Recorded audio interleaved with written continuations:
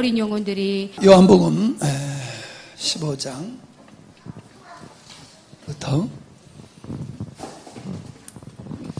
나는 참포도나무여 내 아버지는 농부라 무릇 내게 붙어 있어 열매를 맺지 아니하는 가지는 아버지께서 그것을 제하여 버리시고 무릇 열매를 맺는 가지는 더 열매를 맺게 하려 하여 그것을 깨끗하게 하시느니라.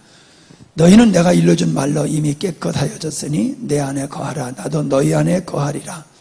가지가 포도나무에 붙어 있지 아니하면 스스로 열매를 맺을 수 없음 같이 너희도 내 안에 있지 아니하면 그러하리라.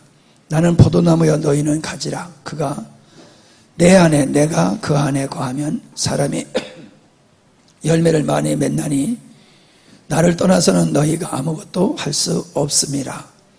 사람이 내 안에 거하지 아니하면 가지처럼 밖에 버려져 마르나니 사람들이 이것을 모아다가 불에 던져 살아내니라. 아멘. 예. 이번에 가서 이제 그 강의를 하면서 제가 새롭게 용어를 써야 되겠다라고 하는 것이 있습니다.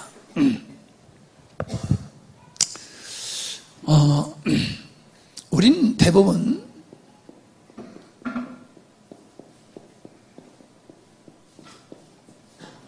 구원받은 자, 예수님을 믿으면 구원받는다. 예수님을 믿어서 구원받은 자 되었다. 이렇게 늘 우리를 표현할 때에 구원받은 자 이렇게 표현을 하더라고요. 내 자신을 봐도 그래요. 아주 습관이 들어서 이렇게 표현해요. 근데 구원받은 자라고 하니까는 결국은 우리가 구원이 주체가 되는 거더라고요. 예. 구원받은 자. 근데 이 말을 어떻게 해야 되냐, 바꿔야 하면 좋겠냐 하면 구원받은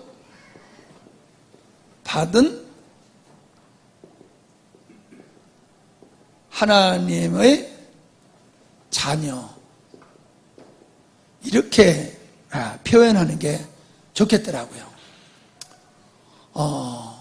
구원받은 자 하면 왠지 모르게 구원이라고 하는 것이 주체가 되는데 구원받은 하나님의 자녀라고 하면 이 자녀에 더 강점이 들어가는 것 같아요.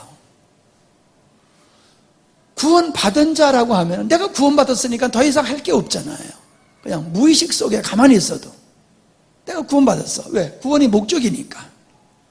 그럼 내가 구원받은 하나님의 아들이 자녀가 되었다라고 하면은 이 구원받은 하나님의 자녀라고 하는 것은 창조 의도잖아요. 하나님의 창조 의도가 하나님의 많은 자녀를 얻고 그 많은 하나님의 자녀가 예수 그리스도를 닮은 온전한 자가 되는 거잖아요. 그 하나님의 자녀가 하나님의 자녀로서 온전한 하나님의 자녀가 된다는 이야기는 하나님의 자녀의 삶을 자연스럽게 강조하는 게 되잖아요. 근데 구원받은 자 해버리니까 그냥 구원받은 것으로서 더 이상 어떤 발전될 수 있는 그런 필요성을 무의식적으로 느끼지를 못하는데, 구원받은 하나님의 자녀라고 하면은 이 자녀는 하나님의 창조의 의도이고 이 하나님의 자녀는 바로 예수 그리스도를 닮은 온전한 자다. 온전한 하나님의 아들, 하나님의 자녀를 원하시는 것이다 라고 하는, 여기에 이제 우리의 마음이 가게 된다는 거지요. 그래서 구원받은 자로서 나는 구원받은 하나님의 자녀로서 하나님이 원하시는 온전한 자가 되어야 되겠다. 온전한 자가 되기를 힘쓰는 마음이 자연스럽게 생긴다는 거지요. 이게 첫 번째. 두 번째는 뭐냐면은 내가 하나님의 구원받은 하나님의 자녀라고 하면은 내가 하나님의 자녀로서 어떻게 살아야 되냐 하는 삶에 관한 문제가 대두되지요. 하나님의 자녀 끝난 게 아니라는 거죠. 자녀? 그럼 자녀로서 온전한 자의 삶이 뭐야? 온전한 삶을 살기 위해서는 우리가 어떻게 해야 돼? 이렇게 자연스럽게 가게 되는데 구원받은 자 해버리니까는 그냥 구원받은 것으로서 머물게 되어지더라라고 하는 거지요. 그런데 내가 이렇게 보면은 이게 이거 새 거 준 거지? 이거 새 거 준 거지? 혹시 좀 나은 것 같아.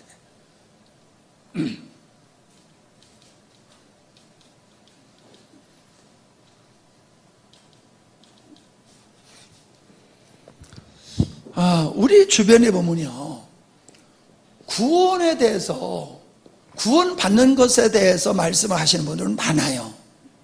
근데 구원받은 자로서의 그 온전한 자가 되어지는 거라든가, 정상적인 그리스도의 삶을 강조하는 이 복음을 전하는 분은 적어요. 여기는 많아요. 근데 이건 적어요. 전하는 자가. 근데 전하는 자만 적은 게 아니라 듣고자 하는 사람도 적어요. 이거는 듣고자 하는 사람은 많은데 어떻게 이거는 또 듣고자 하는 사람이 왜 적으냐 말이에요. 한번 가만히 생각해 보세요.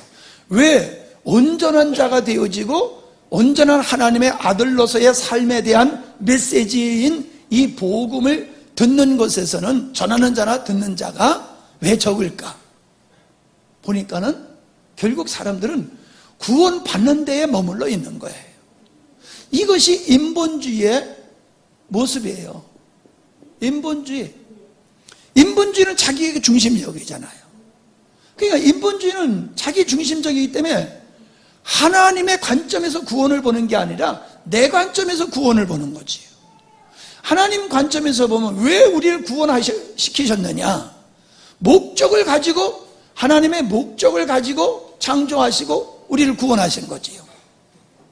그러나 인간적인 관점에서 보면은 지옥에서 천국 가는 것으로 구원을 이해하기 때문에 이거는 인본주의적인 자세로 구원을 바라보고 이해를 하는 것이다 하는 거예요. 하나님 중심, 인본주의가 아닌 신본주의로 가게 되면 하나님이 왜 우리를 구원하셨지? 왜 우리를 구원하셨지? 온전한 자로 하나님의 아들을 삼으실 뿐만 아니라 우리를 온전한 자를 되기를 원하시는구나. 우리의 삶이 승리하는 삶, 이기는 삶, 성숙한 삶으로 이 땅에서 하나님께 영광 돌리는 삶을 살기를 원하시는 거로구나. 이거를 알게 되어지면은, 이것을 목적으로 삼게 되면은, 그러면 어떻게 우리가 이러한 온전한 자가 되고 온전한 하나님의 아들로서 어떻게 온전한 삶을 살 수 있는 거지? 라고 하는 것을 찾게 된단 말이에요. 그걸 찾게 된다고요. 그런데 이것이 마음속에 없으니까 복음에 대한 길과 방법에 대한 것이, 그것을 알고자 하는 마음이 없는 거예요. 나는 이러한 모습은, 이거는 아주 구원받기 전에 옛사람의 모습과 동일하다, 이렇게 봐요. 옛사람, 구원받기 전에 옛사람이라고 하는 것이 어떤 존재입니까? 내가 목적이 되고, 그죠? 나를 사랑하는 거죠. 내 힘으로, 내 방법으로, 내가 목적이 되고 나를 사랑하고, 내 힘으로 내가 만족한, 나를 만족한 나의 행복을 위해서 살아가는 사람들이 옛사람의 모습이란 말이죠. 온전한 자가 되기를 원하는 것과 하나님의 아들로서의 온전한 자가 되는 것과 온전한 삶을 살아가기 위해서는 이것에 머물러서는 안 된다는 거예요. 옛사람의 정체에 머물러 있으니까 이것을 사람들이 원하지를 않는 거예요. 그냥 오직 구원받기만 원하는 거예요. 지옥 가기 싫으니까 천국만 갖기를 원하지, 우리를 하나님의 자녀 삼으신 하나님의 목적에 대해서는 사람들이 관심이 없어요. 하나님이 왜 나를 창조하시고 하나님이 나를 왜 구원하셨느냐, 도대체 나를 왜 구원하셨어요? 왜 나를 자녀 삼으셨어요? 관심이 없는 거예요. 나 천국만 가면 돼. 아버지, 나를 구원하신 아버지에 대한 인식은 없어요. 이것이 오늘날 그리스도인들의 모습이더라.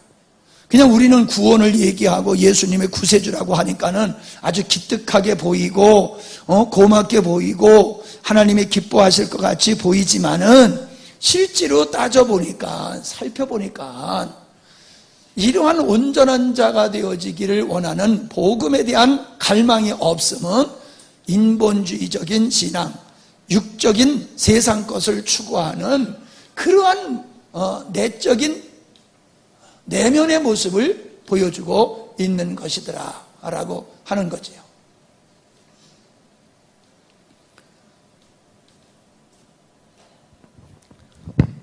자, 예수님은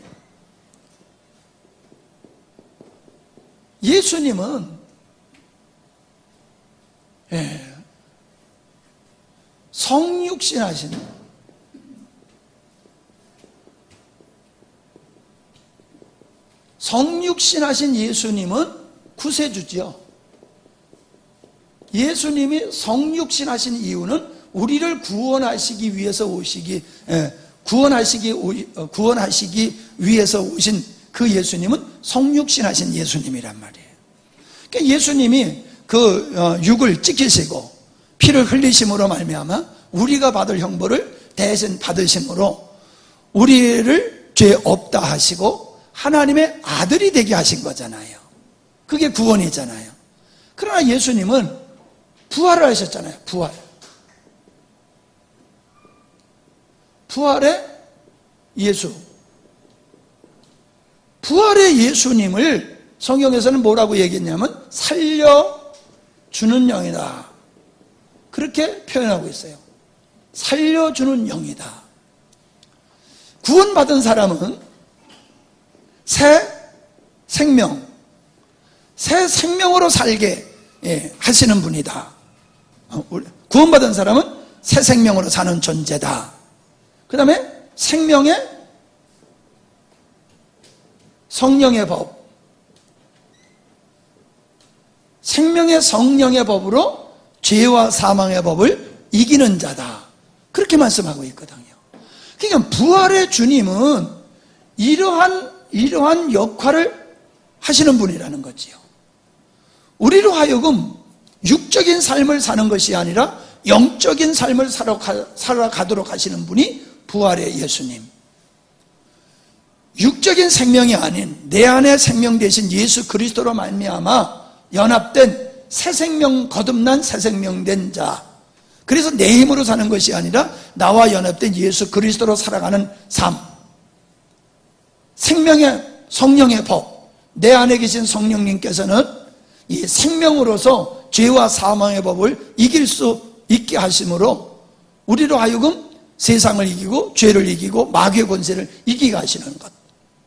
그러니까 우리가 실질적으로 하나님의 자녀로서 살아가는 데 있어서 우리가 하나님의 자녀로 살아가는 데에 필요한 생명 되어 주시는 분이 부활의 예수님이라는 거지요. 그러니까 예수님은 우리를 구원하시는 데에 머무는 분이 아니라는 거예요. 우리로 하여금 하나님의 자녀답게 살아갈 수 있도록 우리에게 생명 되어 주시는 분이 부활의 예수님이란 말이죠.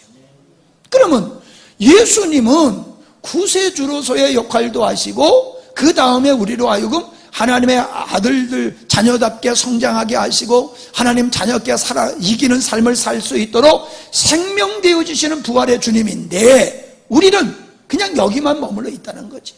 구세주, 우리를 구원하신 예수 그리스도에 그냥 머물러 있다는 거예요. 그러니까 이거는 대적하는 거예요.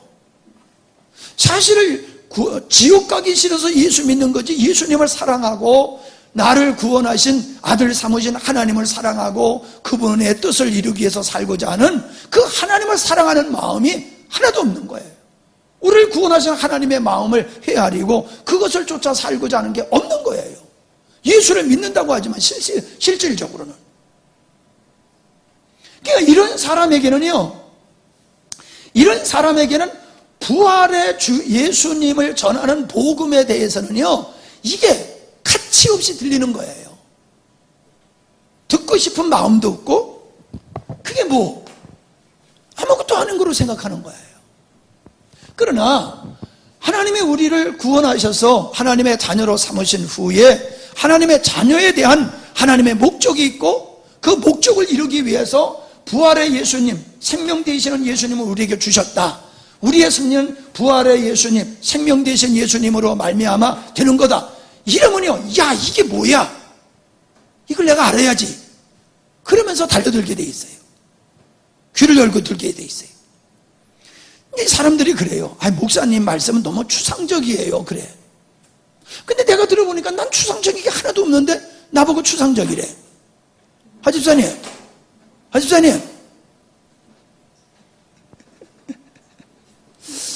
자, 추상적이래요, 나보고. 그럼 보세요. 천국은 추상적인 게 아니에요. 어떻게 보면 천국도 추상적이고 믿음도 추상적이잖아요. 회개. 사실 영적인 거는요, 다 어떻게 보면 다 추상적이에요. 영적인 거는. 명확하게 이렇게, 명확하게 이렇게 보여줄 수 있는 게 아니에요. 명확하게 보여줄 수 있는 게 아니에요. 그러면 여러분 보세요. 나는 추상적이라고 느껴지지 않는데 왜 추상적이라고 하냐면은 그분은 그걸 이해를 못하니까 추상적인 거로 생각이 드는 거예요. 근데 여러분, 천국이 추상적이세요? 천국이 추상적이지 않아요. 그럼 예수님과 동행하는 거 추상적이세요?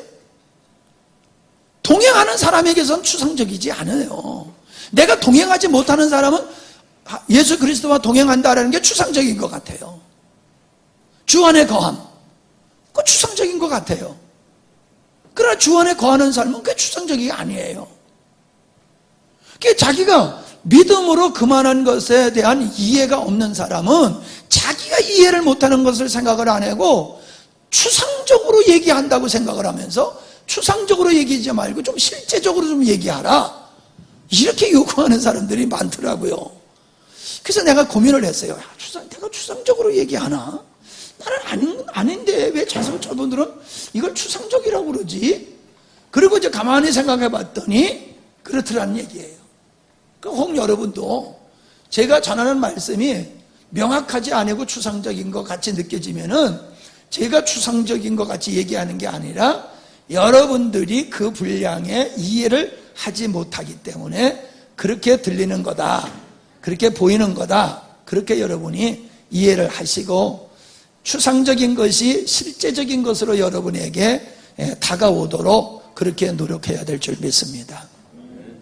자, 오늘 읽은 오늘 말씀에 이제 뒤를 이어서 나가는 말씀인데요. 자, 지금 요한복음 15장의 말씀은 연합을 얘기하는 거잖아요. 연합을 얘기하면서 뭘 얘기하고 있습니까? 주 안에 거하라. 이 말씀이잖아요. 그러니까 주님 안에 거하라고 하는 것이 추상적인 것 같아요. 근데 주 안에 거함이라고 하는 것은 줄기와 가지의 연합의 얘기를 하시면서 뒤에 내 안에 거하라, 주 안에 거하라고 하는 이야기는, 이 말씀은 이게 이 유기적인 관계를 지속하라, 이런 뜻으로 우리가 이해를 하면 되겠어요. 자, 유기적인 관계를 잘 설명할 수 있는, 주님과 우리와의 유기적인 관계를 잘 설명할 수 있는 게 뭐냐 하면 자궁이에요. 자궁. 엄마의 자궁. 아이가 엄마 태석에 있으면 자궁 안에 있잖아요.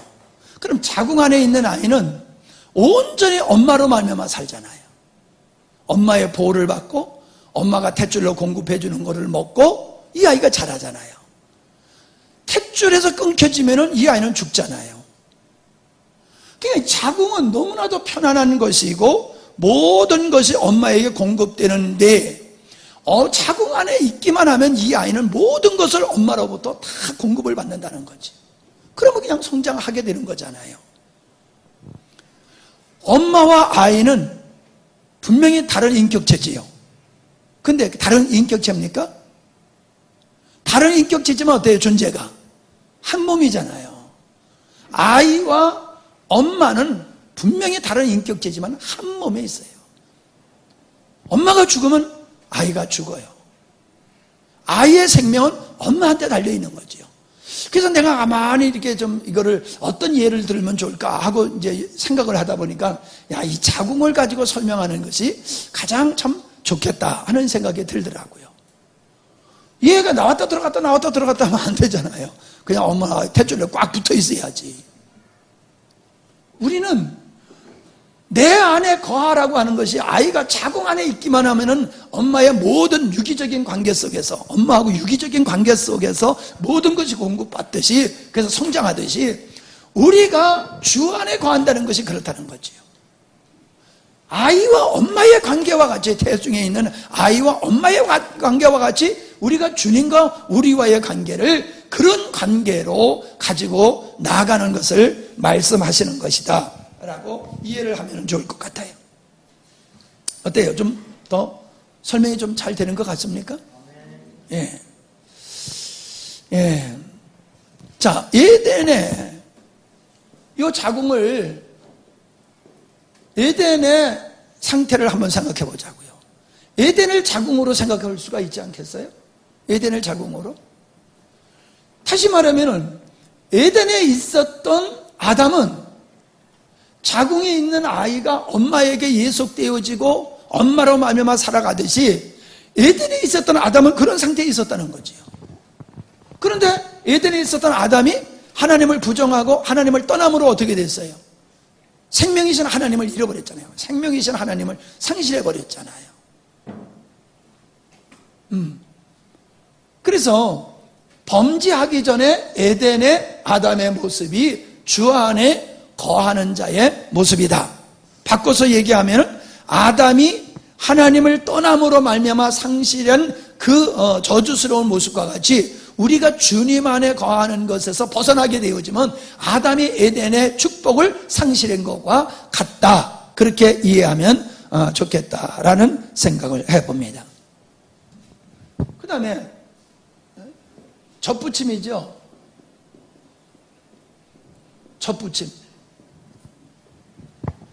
돌감람나무에서, 들포도에서 참포도, 극상품의 포도를 도저히 맺을 수가 없는 거죠.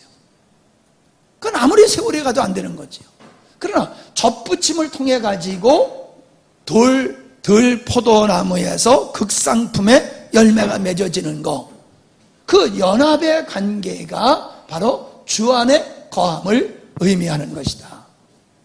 자, 두 번째, 동행의 원리예요. 동행.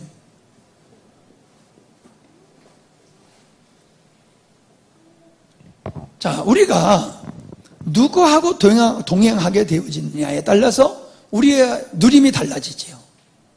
부모님하고 동행하면은 부모님이 우리의 손을 잡아주고 우리를 이끌어주고 넘어지지 않도록 붙잡아주지요. 우리가, 부모님은 우리의 손을 안 놔요. 내가 부모님의 손을 놓지요. 하나님은 우리의 손을 놓지 않으세요. 우리가 하나님의 손을 놓는 거지요. 나는 우리가 우리가 주님의 손을 놓지 않는 이것이, 나는 구원의 목적에서 벗어나지 않는 거다. 그런 생각을 해봐요. 길을 가는 데는 목적이 있잖아요. 그죠? 길을 가면 목적이 있단 말이죠. 그래서 우리의 믿음에는 목적이 있단 말이에요. 이 하나님의 목적인 하나님의 창조의 의도를 저버리지 아니하고 끝까지 하나님의 창조의 의도를 부여잡고 그것을 우리의 인생의 목적으로 삼고 지속적으로 살아가는 그 삶이 바로 주님과 동행하는 삶이고, 그것이 바로 주님 안에 거하는 삶이다. 자, 이걸 또 어떻게 설명하느냐면, 운동회 때 그거 뭐예요? 다림질을 하다가 쪽지에 이렇게 써가지고 거기 써 있는 대로 뛰는 것 같다. 뭐라 그래요? 에? 소리는 들리는데 내 귀는 하나도 안 들려. 장애물 달리기는 아니고, 에? 손님 모시기. 손님 모시기 경기를 하면은요, 이게 있잖아요. 안경 쓴 사람, 그럼 안경 쓴 사람 가서 붙들고 뛰고, 엄마하고 뛰고, 아빠하고 달리기, 이제 이런 게 거기에 써 있잖아요, 많이.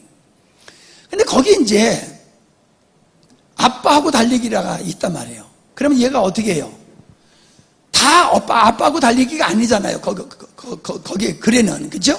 다 다르잖아요. 근데 아빠하고 달리기 하면은 얘가 아빠하고 소리 지르면 이제 아빠가 뛰어가서 걔하고 뛰잖아요. 그러면 애가 잘 뛰어요? 아빠가 잘 뛰어요? 틀림없이 아빠가 잘 뛰니까 막 끌고 가잖아요, 막. 그래도 시원찮으면 어떻게 해, 나중에는?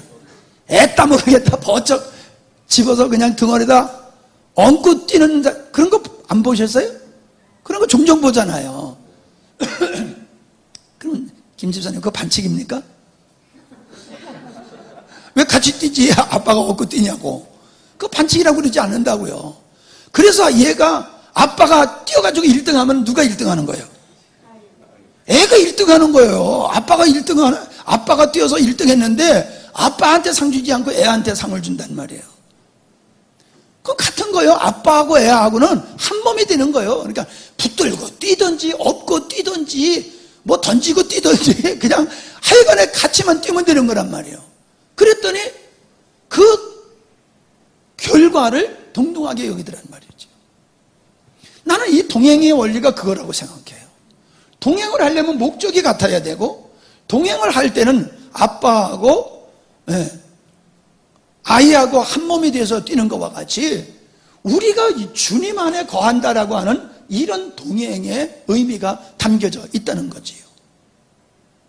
그러니까 아이가 아무리 잘 뛰어봤대서 소용없어요. 우리는 아이라고 생각하면 우리 주님 앞에 우리 자신을 맡기고 주님이 우리를 대신하여 뛰시는 모든 것이 그냥 내 것이 되어버리는 거지요. 주님 안에 거하기만 하면 돼. 아빠하고 손잡고 아빠 먼저 뛰어들어가면 안 되잖아요. 손잡고 끌려가든지 업혀가든지 하여튼 같이만 가면 1등이 되는 것 같이. 그래서 이 동행의 원리라고 하는, 이 주님 안에 거하는 이라고 하는 것은 동행의 원리가 그 안에 있는 것이다. 그래서 우리가 주님과 동행하기만 하면은 원수로부터 보호받고, 주님과 동행하게 되면 주님 안에 있는 모든 것을 내 것으로 삼는, 아버지의 달리기를 내 것으로 삼듯이 주님 안에 있는 것을 내 것으로 삼게 되어지는 것이더라는 거죠. 내가 예수님을 믿는다고 하면서 목적이 바뀌어버리면 안 되잖아요. 주님이 가려고 하는 곳에서 나는 반대로 가면서 동행한다고 말할 수 없잖아요. 우리의 신앙의 목적이 우리를 구원하신, 자녀 삼으신 하나님의 목적에 부합한 길을 꾸준히 이어서 가는 것이 주 안에 거하는 삶이다. 저는 그렇게 이해를 해봤습니다. 그래서 바울은 사나 죽으나 내가 주의 것이로다 라는 말을 하고 있지요. 그 다음에 세 번째는 순종이지요. 순종. 자, 이 순종이라고 하는 것은 이거는 이제 토기장이로 생각을 해보는 거예요. 자, 토기장이의 흙이 자기의 모든 것을 그냥 맡겨버리고 토기장이가 알아서 하도록 하는 거예요. 알아서, 토기장이가. 그러면은 토기장이가 알아서 자기가 원하는 대로 멋진 작품의 그 그릇을 만들 거란 말이죠. 주님과 동행하는, 주 안에 거하는, 이 주님 안에 거함이라고 하는 것은 내 자신을 완전히 그분에게 맡겨버리는 거예요. 그분에게 의뢰하는 거예요. 다 맡겨버리고 그분이 우리에게 요구하는 대로 순종하면서 살아갈 때에 주님은 토기장이 같이 우리의 삶을 아름답게 만드실 것이다. 만드신다. 이런 것을 우리가 생각해 볼 수 있는 겁니다. 그래서 우리는 우리의 삶이 내 노력으로 되는 것이 아니라 주님으로 말미암아 되는 거지요. 그래서 하나님의 창조의 의도를 이루는 데 있어서 구원과 온전케 함에 있어서 하나님의 방법은 우리 주님을 통하여 하신다는 거예요. 구원의 피 흘림을 통하여, 예수 그리스도의 피 흘림을 통하여 우리를 구원하시고 하나님의 생명을 우리에게 주심으로 말미암아 우리가 온전케 되어지고 이기는 삶을 살도록 하시는 것이 하나님의 지혜고 하나님의 방법이란 말이에요.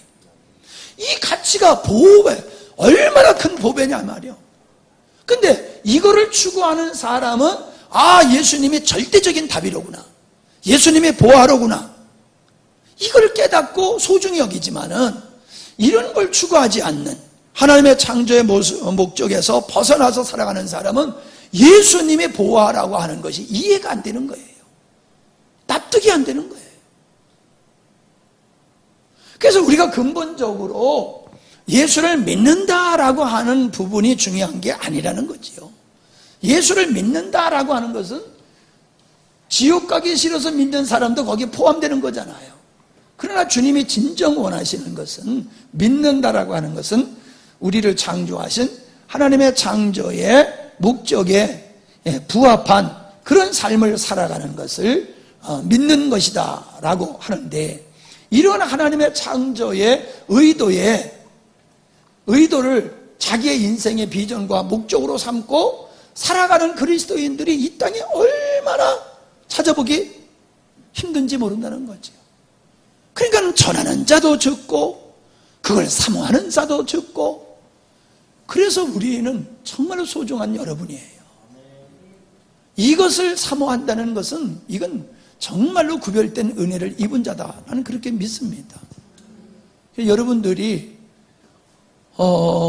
정말로 갈수록 예수 그리스도에 대한 그 소중함, 절대적인 필요의 가치를 여러분이 느끼고, 바울이 십자가에 박힌 예수 외에는 내가 모든 걸 알기를 원치 않는다 한 것과 같이 정말로 여러분의 삶 속에서 주님이면 된다, 주님 한 분만이면 내 인생은 후회함이 없는 인생이 된다, 주님 한 분만이면 내가 하나님을 실망시키지 않는다, 나에게 있어서는 주님이 전부고 나는 절대로 주님은 상실할 수 없다, 이러한 자리에 나갈 수 있기를 바랍니다. 그러면요, 우리의 믿음은 능력 있는 믿음이 될 수밖에 없어요. 승리하는 삶이 될 줄로 믿습니다. 아멘. 기도하시겠습니다. 고마우신 아버지 하나님, 우리가 복음 얘기를 하지만은 복음이 진정 무엇인지를 제대로 알고 이해하는 사람들은 많지 않습니다. 전하는 자도 적고 듣고자 하는 자도 적은 시대 속에서 우리로 하여금 집중하여 이 말씀을 사모하며 듣게 하시고 깨닫고 추상적으로 들렸던 것들이 우리의 삶 속에 실제가 되어져 하나님의 영광을 보며 사는 우리 모든 성도들이 되게 하여 주시옵소서. 감사드리며 예수님의 이름으로 기도하옵나이다. 아멘.